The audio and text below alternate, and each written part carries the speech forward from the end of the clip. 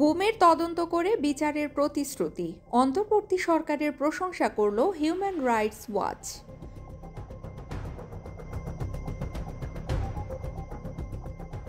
পতিত সরকারের প্রধানমন্ত্রী শেখ হাসিনার কর্তৃত্ববাদী শাসনের সময় গুমের ঘটনাগুলো তদন্ত করে বিচারের প্রতিশ্রুতি দেওয়ায় অন্তর্বর্তীকালীন সরকারের প্রশংসা করেছে নিউ ইয়র্ক ভিত্তিক মানবাধিকার সংগঠন human rights watch.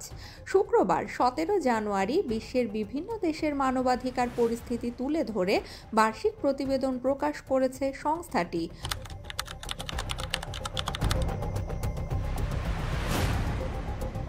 World report 2025 শীর্ষক প্রতিবেদনে বলা হয়েছে, সাবেক প্রধানমন্ত্রী শেখ হাসিনা সরকারের আমলে গুম, বিচার বহির্ভূত হত্যাকাণ্ড সহ মানবাধিকার লঙ্ঘনের বিভিন্ন ঘটনা ঘটেছে। ছাত্র জনতার আন্দোলনের নিরাপত্তা বাহিনীর অতিরিক্ত বল প্রয়োগ ও নির্বিচারে গুলিবর্ষণে 1000-এর বেশি মানুষ নিহত এবং কয়েক হাজার আহত হয়েছে। সেই সঙ্গে অন্তর্বর্তী সরকার গণতান্ত্রিক ও মানবাধিকার সুরক্ষায় উল্লেখযোগ্য অগ্রগতি হয়েছে। প্রতিবেদনটির 546 পৃষ্ঠার সাবেক প্রধানমন্ত্রী শেখ হাসিনার কর্তৃত্ববাদী শাসনের সময় ঘটা গুমের ঘটনাগুলো তদন্ত করে বিচারের প্রতিশ্রুতি দেওয়ায় অন্তর্বর্তী সরকারের প্রশংসা করা হয়।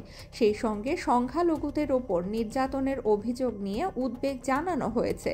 এ বিষয়ে HRWর এশিয়া অঞ্চলের উপপরিচালক মীনাক্ষী গাঙ্গুলি বলেন, বাংলাদেশের অন্তর্বর্তীকালীন সরকার গণতান্ত্রিক ও মানবাধিকার সুরক্ষায় উল্লেখযোগ্য অগ্রগতি করছে।